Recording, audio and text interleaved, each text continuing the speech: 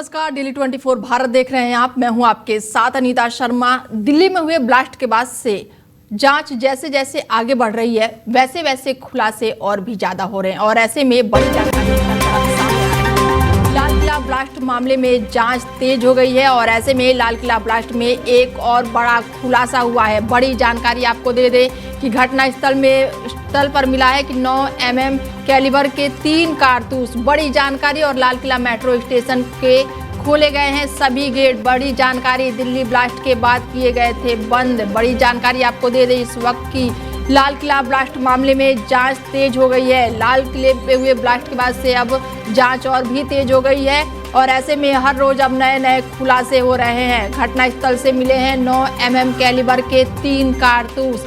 बड़ी जानकारी निकलकर सामने आ रही है। लाल किला मेट्रो स्टेशन के खोले गए सभी गेट। अभी तक ये गेट बंद थे, हालांकि इसके बाद से अब ये आज गेट खोल दिए गए हैं। दिल्ली ब्लास्ट के बाद जांच तेज होती जा रही है और ऐसे में नए नए खुलासे हर रोज देखने को मिल रहे हैं। दिल्ली लाल किला ब्लास्ट के बाद अब बड़ा खुलासा एक और हो गया है। लाल किला ब्लास्ट में एक और बड़ा खुलासा। दिल्ली पुलिस की माने तो लाल किले के पास कार ब्लास्ट वाली जगह से 9 mm कैलिबर के 3 कारतूस मिले हैं और इनमें से 2 यानी कि जिंदा कारतूस है और एक खाली खोखा है। जानकारी के में बता दें कि 9 mm की पिस्टल आम लोग नहीं रख सकते हैं और ये कारतूस आमतौर पर फोर्सेज या फिर पुलिसकर्मी ही इस्तेमाल करते हैं और ऐसे में कई सवाल अब उठ रहे हैं। खबरों की माने तो सबसे बड़ी बात यह है कि मौके से पुलिस को कोई भी पिस्तल या फिर उसका कोई भी पार्ट नहीं मिला, यानी कि गोली के कारतूस तो मिले हैं पर उन्हें चलाने वाला हथियार अभी तक नहीं मिला है। लगातार ये जांच पड़ताल में अब बड़े खुलासे हो रहे हैं। पुलिस की माने तो ये भी कहना है कि उनके मौके पर मौजूदा अपने स्टाफ के कारतूस चेक करवाए तो उनके पास कोई भी कारतूस मिसिंग नहीं थे और पुलिस अब ये पता करने की कोशिश कर रही है कि आखिरकार ये कारतूस यहाँ पर कैसे आए और क्या ये ब्लास्ट के बाद I-20 कार से गिरे थे। ब्लास्ट की घटना के बाद से दिल्ली पुलिस और सुरक्षा एजेंसियों ने पूरे इलाके में कड़ी निगरानी बढ़ा दी है और सभी मुख्य मार्गों, बाजारों और मेट्रो कॉरिडोर को CCTV कैमरों के जरिए रियल टाइमिंग मॉनिटरिंग की जा रही है और ऐसे में कंट्रोल रूम को विशेष। और इस खबर पर कर्नल विनय कुमार जी जुड़ चुके हैं जो कि राजनीतिक विशेषज्ञ हैं, रक्षा विशेषज्ञ हैं और इनसे जानते हैं कि दिल्ली में हुए ब्लास्ट के बाद से लगातार बड़े खुलासे हो रहे हैं और ऐसे में कारतूस मिले हैं। क्या कुछ कहेंगे विनय जी? विनय जी, आवाज आ रही है आपको मेरी? जी जी जी। दिल्ली में हुए ब्लास्ट के बाद से हर रोज नए खुलासे और ऐसे में 3 कारतूस मिले हैं जो कि 9 mm के हैं जी। तो क्या कुछ कहेंगे इस पे? देखिए, ये कारतूसों को मिलना ये बड़ी सामान्य सी चीज। देखिए, जिस लेवल की ये घटना थी जी, जिस लेवल की ये वारदात हुई है उसमें कारतूस का मिलना, जहां पर टनों टन डायनामाइट मिल रहा है, अमोनियम नाइट्रेट मिल रहा है। बिल्कुल। देखिए, जो ये आतंकवादी होते हैं, ये जो आपने कारतूस की बात की, ये 2 पर्पस के लिए रखते हैं जी। एक तो मारने के लिए रखते हैं और एक सेल्फ डिफेंस के लिए रखते हैं। और इसलिए भी रखते हैं कि अगर पकड़े जाएं तो वो जो है पुलिस के आगे बोले ना और स्वयं अपने को मार लेते हैं, है ना। तो ये कह सकते हैं कि जो कार में I-20 कार में जो शख्स बैठा था वो ये उसी का हो सकता है क्योंकि खुद को वो गोली मारने के लिए रखा हो। निश्चित। वो मैंने बताया ना, जो हथियार जो है, कारतूस क्या है? इट इज अ बुलेट, है ना, एंड अ पिस्टल और दिस, और उसका मेन पर्पस है, पहला है कि मैं पुलिस के हाथों अपना काम पूरा करने से पहले मैं पुलिस के हाथों नहीं पकड़ा जाना चाहता हूं, तो उसका इंटेंशन ये भी हो सकता है to commit a suicide before police catches him, police के पकड़े जाने से पहले। और दूसरा है आत्मरक्षा के लिए, अगर पुलिस उसके नजदीक आ रही है, ही विल डिफेंड। यह कारतूस बेसिकली मतलब इतने 2-3 कारतूस से वो पुलिस का मुकाबला नहीं कर सकता है। वो मुकाबला कर रहा है, वो हमला कर रहा है डायनामाइट से, अमोनियम नाइट्रेट से। अगर उसके पास इतने सारे विस्फोटक सामान थे और कार को ब्लास्ट करना था तो उसके वजह ये कारतूस लेकर चल रहा था। ये मैंने बताया ना, कारतूस के साथ उसका हथियार भी रहा होगा, पिस्टल रही होगी जी। और इस कारतूस को रखने का मकसद यही है टू डिफेंड हिमसेल्फ, अपनी आत्मरक्षा करना, पुलिस द्वारा अपना वारदात करने से पहले पकड़ा ना जाना। क्योंकि जब अगर इसको पुलिस जिंदा पकड़ती है तो इसका इंट्रोगेशन होगा, उसको हजारों राज खोलने पड़ेंगे, बिल्कुल, है ना। तो इसलिए वो पुलिस के हाथों पकड़े जाने से पहले हो सकता है कि वो आत्मरक्षा में या अपने को मार लेने के लिए भी वो दो एक गोली रखता है। अगर पुलिस से मुकाबला करने के लिए रखा होता तो फिर उसके अंदर तो उसके पास 10 गोलियां होती, 20 गोलियां होती, है ना। तो सर ये क्या कोई स्लीपर सेल्स हैं जो कि बाहरी देशों से ऑपरेट किए जा रहे हैं? नहीं, ये स्लीपर सेल्स नहीं है। ये जो इसकी पूरी जो वारदात है उसका जो घटनाक्रम है उसको आप देखिए जब मई के महीने में जी ये जो आतंकी घटना हुई थी उसके बाद इंडिया ने उसके ऊपर हमला किया था, और 2 दिन के बाद जब सीजफायर हुआ था तो ये सीजफायर इस बात को लेकर हुआ था कि भारत ने अमेरिका को और विश्व के देशों को ये बोला था कि अगर भविष्य में किसी प्रकार की कोई आतंकवादी घटना होगी उसे हम अपने ऊपर हमला मानेंगे, और इसीलिए कहा गया था कि ऑपरेशन सिंदूर अभी खत्म नहीं हुआ है। बिल्कुल। अब पाकिस्तान को ये डर था कि अगर हम दोबारा वारदात कराते हैं और उसमें हमारी संलिप्तता पाई जाती है तो हिंदुस्तान हमारे ऊपर किसी प्रकार की आक्रामक कार्रवाई कर सकता है। पाकिस्तान ने उससे बचने के लिए इस बार 2 चीजें की। एक तो इस घटना का जो सूत्र है वो अफगानिस्तान और टर्की में किया, और टर्की में एक व्यक्ति है उसके माध्यम से और दूसरा जब बाहर से भाड़े के आतंकवादी आते हैं तो डायरेक्ट पकड़े जाते हैं। इस बार पाकिस्तान ने एक तो ये किया कि अपना इन्वॉल्वमेंट ना रखते हुए अफगानिस्तान और टर्की के माध्यम से किया।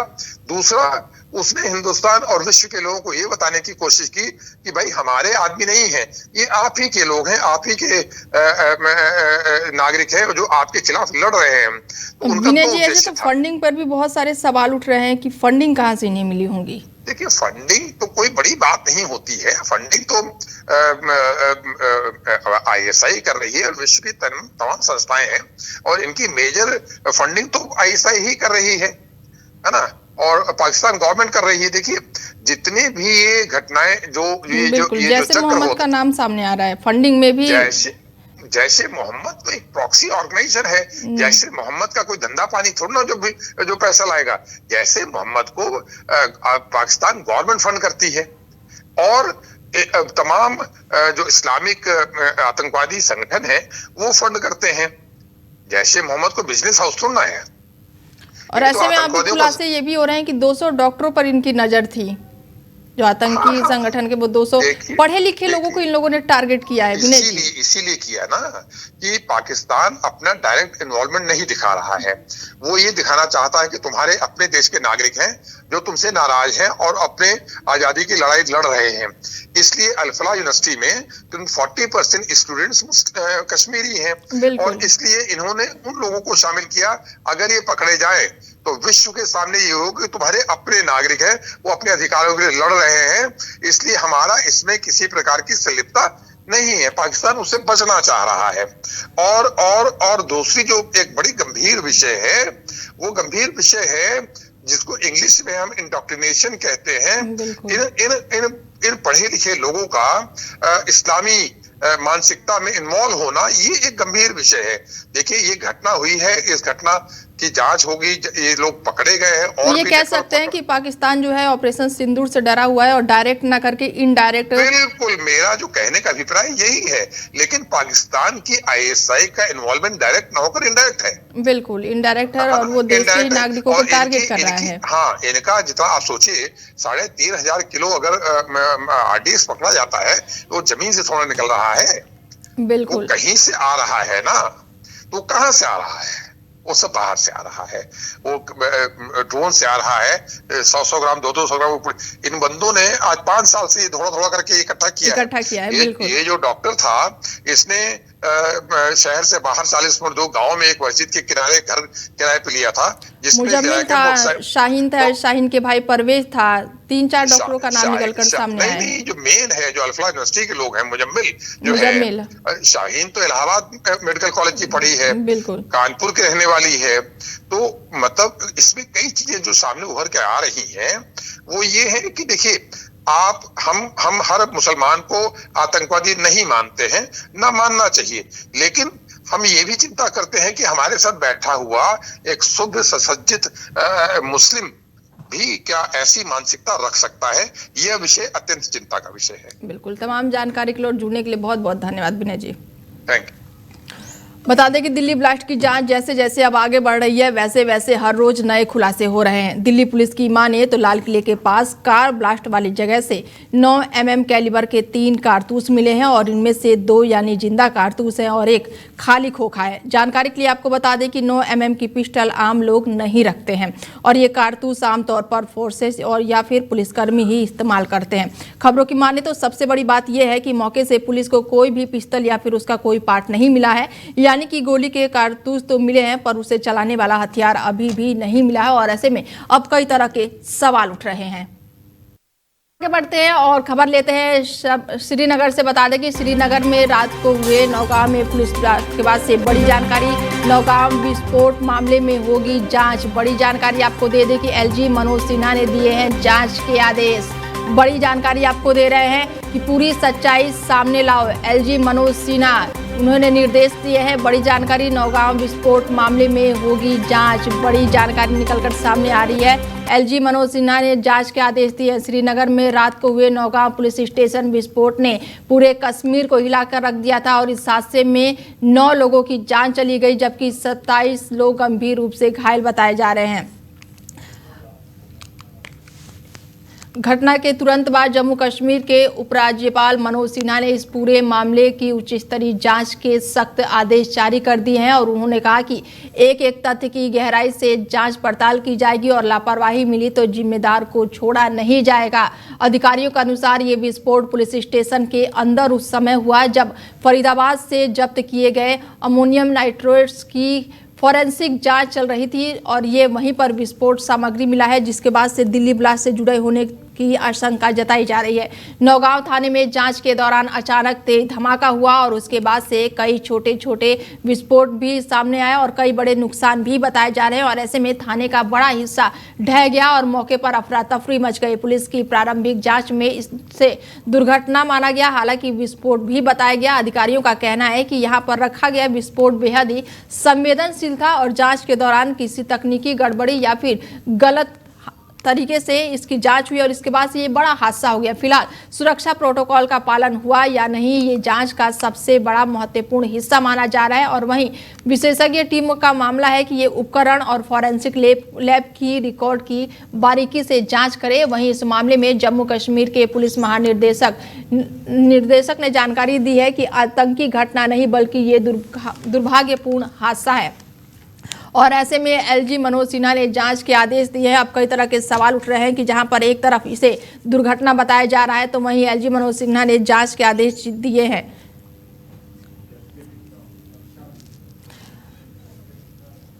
अब हमारे साथ इस खबर पर रक्षा विशेषज्ञ एसके मिश्रा जी जुड़ चुके हैं और उनसे जानते हैं कि श्रीनगर की घटना किस तरीके से देखते हैं। एक तरफ जहां पर यह हादसा बताया जा रहा है, दुर्घटना बताया जा रहा है, तो वहीं लगातार अब जो वहां के एलजी हैं वो जांच के आदेश दे रहे हैं। मिश्रा जी। दो चीजें हैं मैडम। एक तो चीज ये है कि कभी जो अमोनियम नाइट्रेट है वो अकेले विस्फोटक स्थिति में नहीं आता, कभी उसके साथ तो या तो कुछ मिश्रण किया जाता है तभी डिनोट किया जा सकता है। अगर डिनोटेड नहीं लगाया जाता तो ये विस्फोटक स्थिति पैदा नहीं करे। हाँ, ये एक हादसा है, लापरवाही है, गंभीर चूक है और सतर्कता का अभाव इसे हम कह सकते हैं, क्योंकि इसमें फॉरेंसिक टीम के मेंबर्स भी हैं, इंस्पेक्टर भी है, क्राइम ब्रांच के फोटोग्राफर हैं, राजस्व अधिकारी हैं और एक सिविलियन टेलर भी है। तो इस तरह की स्थिति बनी हुई है कि जो हादसा हुआ है इसको हम ये नहीं कह सकते हैं कि कोई किसी आतंकवादी का हाथ है, लेकिन हाँ ये जरूर है कि जब तक कोई चीज जब अल्मोनियम नाइट्रेट का जो हम लेके आते हैं तो उसको हम विस्फोटक सामग्री जब तक उसके साथ मिलाएंगे नहीं तब तक वो विस्फोट होती नहीं। इस वजह से ये जरूर ध्यान देने की बात है कि कहीं न कहीं चूक हुई है और इतनी बड़ी मात्रा में विस्फोटक सामग्री रखी हुई थी तो ये घातक स्थिति है। तो ये तो लापरवाही भी हो गई ना मिश्रा जी, ये तो लापरवाही भी हो गई एक तरीके से। बहुत बड़ी नहीं, बहुत बड़ी लापरवाही है। सावधानी हटी, दुर्घटना घटी वाली बात है, तो ये सावधानी जरूर हटी है। अब वो दुर्भाग्यवश हुआ, कैसे हुआ, वो तो सब जांच का एक विषय है, लेकिन हाँ, क्योंकि कश्मीर हमेशा विस्फोटक स्थिति में माना जाता था कि आतंकवादी गतिविधियां बहुत ज्यादा होती थी, इसलिए ये एक घटना उसके साथ भी जोड़ी गई, लेकिन ऐसा है नहीं, क्योंकि सारा का सारा जो आपका जो है अमोनियम नाइट्रेट वहां से लाया गया, जिसमें करीब 1900 किलो एक था, 360 किलो एक था। इस वजह से ऐसा बड़ा हादसा हुआ है, क्योंकि बहुत बड़ा नुकसान हुआ है इससे। तो इसको हादसा मान सकते हैं मिश्रा जी, हादसा मान सकते हैं इसको? बिल्कुल ये हादसा ही है, हादसा क्योंकि ऐसा ही नहीं, ऐसा हादसा नहीं होता तो क्योंकि ये लोग क्योंकि कहीं ना कहीं लापरवाही भी दिख रही है। अगर फरीदाबाद की चीजें वहां पर रखी हुई थी तो पुलिस को पहले से ही सतर्क रखना चाहिए था, क्योंकि सारे जो अभी तक की जांच खुलकर सामने आ रहे हैं वो कश्मीर से ही जुड़कर आ रहे हैं। बताकर नहीं होता, लेकिन एक्चुअली कहीं दुर्घटना जरा सी भी लापरवाही जो है ना, बड़ी चूक जो है ना, घातक स्थिति पैदा करती है। ये एक्चुअली फोरेंसिक लैब की टीम के मेंबर्स भी थे, क्राइम ब्रांच वाले भी थे, फोटोग्राफर भी थे। इस स्थिति में यदि ऐसा नहीं होता तो शायद हो सकता है कि और इसमें चूक इस वजह से मानी जाती है, क्योंकि फोरेंसिक लैब वाले टेस्ट करते हैं इसको, वो इसी स्पेशल के वहाँ से कौन कौन से हाथ है, किसके हाथ जुड़े हुए हैं, उनके फुटप्रिंट वगैरह लेना, हाथ के प्रिंट वगैरह लेना, और ये सारी चीजें पुलिस की वो लेना और इसको सारी चीजें देखना, इनका मुख्य काम होता है।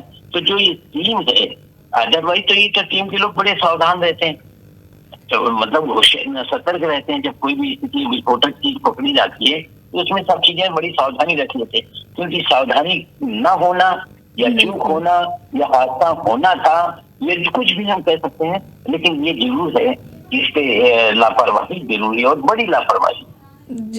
और ये लापरवाही इस तरीके से हुई कि 9 लोगों की जान चली गई है इसमें। 9 लोगों की जान गई, 32 लोग घायल हैं, अभी भी उनकी हालत कई लोगों की उनमें भी बहुत खराब है। और ये इसमें जो अमोनियम नाइट्रेट के लिए या तो टीएनटी हो या फ्यूल आयल हो, तभी एक्सप्लॉइट हो सकता है, एक्सप्लोजन हो नहीं सकता। एक्सप्लोजन के लिए चीजें जरूरी है। इस वजह से खाली अमोनियम नाइट्रेट के आधार पर कहा जाए कि वो लाया गया और वो विस्फोटक की स्थिति में एकदम बन गई, ऐसे नहीं बनती वो, नहीं तो रास्ते में उतनी दूर से लाया गया तब विस्फोट हो सकता था। वो वहीं कहीं जो चेक करने में गलती हुई है। चलिए, तमाम जानकारी और हमसे जुड़ने के लिए बहुत बहुत धन्यवाद। बता दें कि जम्मू कश्मीर की राजधानी श्रीनगर में हुए धमाके के बाद से कई लोगों की जान चली गई है और कई लोग गंभीर रूप से घायल बताए जा रहे हैं। इसके साथ ही इस धमाके का असर इतना जोरदार था कि कई किलोमीटर दूर तक इस धमाके की वजह से घरों की दीवारें भी पूरी तरह से हिल गई थी। धमाका उस समय हुआ जब पुलिस और फॉरेंसिक टीम हाल ही में हरियाणा के फरीदाबाद में बरामद किए गए आरडीएक्स मामले से जुड़े विस्फोटकों का सैंपल ले रहे थे, और ऐसे में ये बड़ा हादसा हुआ। और इसके साथ ही लगातार अब जांच के भी आदेश दिए जा रहे हैं। डिप्टी सीएम को उच्च स्तरीय जांच की मांग की है, और ऐसे में नौगांव में हुए ब्लास्ट पर जम्मू कश्मीर के डिप्टी सीएम सुरेंद्र चौधरी ने विस्फोट की उच्च स्तरीय जांच की मांग की है। उन्होंने कहा है कि क्षेत्र में आतंकवाद का पहली बार उभरने के बाद से दशकों बाद भी हिंसा को बार बार होने वाली घटनाएं केंद्र शासित प्रदेशों को परेशान कर रही हैं।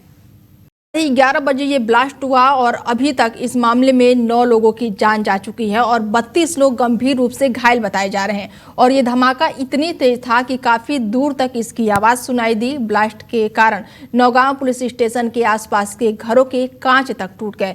घटना का सीसीटीवी वीडियो भी सामने आया है और ऐसे में अभी भी लोग वहां पर डरे और सहमे हुए दिखाई दे रहे हैं। जम्मू कश्मीर के उपराज्यपाल मनोज सिन्हा ने नौगांव ब्लास्ट में शहीद हुए पुलिसकर्मियों, सरकारी अधिकारियों और एक नागरिक को श्रद्धांजलि अर्पित की है और उन्हें पुष्पांजलि दी है और उनके मृतकों के परिवार के प्रति संवेदनाएं भी व्यक्त की है। ऐसे में लगातार जांच पड़ताल तेज हो गई है। तो वहीं नौगांव विस्फोट में राहुल गांधी ने भी चिंता जताई है। नौगांव विस्फोट पर राहुल गांधी ने सोशल मीडिया प्लेटफॉर्म पर लिखा है कि नौगांव पुलिस स्टेशन पर हुए विस्फोट में कई सुरक्षा कर्मियों की जान चली गई और इसके साथ ही कई घायल हुए हैं। ये बहुत ही चिंताजनक है। उन्होंने कहा कि सूचना है कि ये भीषण हादसा लाल किले हमले से जुड़े विस्फोटों के जांच के दौरान हुआ। उन्होंने आगे लिखा है कि मैं शहीदों को विनम्र श्रद्धांजलि अर्पित करता हूं और घायलों को शीघ्र स्वस्थ होने की कामना करता हूं। ऐसे में अब जांच का विषय बन गया है। एलजी सिन्हा जहां पर जांच के आदेश दे रहे हैं तो वहीं जो वहां के पुलिसकर्मी हैं उनका ये कहना है कि ये बड़ा हादसा है। जांच लगातार जारी है। जम्मू कश्मीर के उपराज्यपाल मनोज सिन्हा ने श्रीनगर के अस्पताल का दौरा भी किया। पुलिस स्टेशन विस्फोट में घायल हुए पीड़ितों से उन्होंने मुलाकात की। अधिकारियों ने बताया कि उपराज्यपाल ने अस्पताल में इलाज करा रहे घायल पुलिसकर्मियों और साथ ही अधिकारियों से मुलाकात की, आम नागरिकों से बातचीत की और उन्होंने उपराज्यपाल और साथ ही राज्यपाल में स्थिति के बारे में जानकारी ली। बता दें कि अब नौगांव में हुए ब्लास्ट के बाद से कहीं ना कहीं इसके तार दिल्ली और फरीदाबाद से जुड़े हुए बताए जा रहे हैं और लगातार इस पर नेशनल कॉन्फ्रेंस प्रमुख बता दें कि इस पर अब फारूक अब्दुल्ला ने कहा है कि ये हमारी गलती है। और इस वक्त की एक और अहम जानकारी आपको बता दें कि उत्तराखंड के मुख्यमंत्री का दिल्ली दौरा। आज बड़ी जानकारी आपको बता दें कि उत्तराखंड के मुख्यमंत्री सीएम पुष्कर सिंह धामी का आज दिल्ली दौरा है। बड़ी जानकारी निकलकर सामने आई है और आज 12 बजे दिल्ली के उत्तराखंड निवास पहुंचेंगे सीएम धामी। सीएम धामी केंद्रीय मंत्रियों से कर सकते हैं मुलाकात। बड़ी जानकारी उत्तराखंड के मुख्यमंत्री का दिल्ली दौरा। आज बड़ी जानकारी निकलकर सामने आ रही है और सीएम पुष्कर सिंह धामी का दिल्ली दौरा है। आज बड़ी जानकारी आपको बता दें कि आज 12 बजे दिल्ली के उत्तराखंड निवास पहुंचेंगे सीएम पुष्कर सिंह धामी।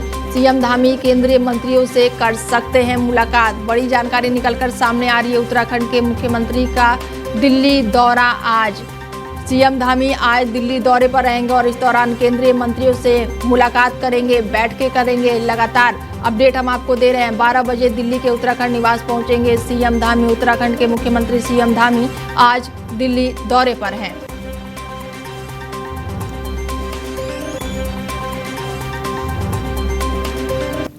फिलहाल बुलेटिन में मेरे साथ इतना ही। खबरें लगातार जारी है, बने रहिए आप हमारे साथ और देखते रहिए डेली 24 भारत और दीजिए इजाजत। नमस्कार। सत्ता की हर चाल पर हमारी नजर, जनता की आवाज सबसे पहले, सच की पड़ताल करेंगे हम। क्या छपा क्या छिपा, राजनीति के खेल का पर्दाफाश, जहां राजनीति को परखा जाता है जनता की कसौटी। राष्ट्रहित है हमारी प्राथमिकता। जहां बॉलीवुड की चमक भी सच्चाई से टकराती है। डेली 24 भारत पर।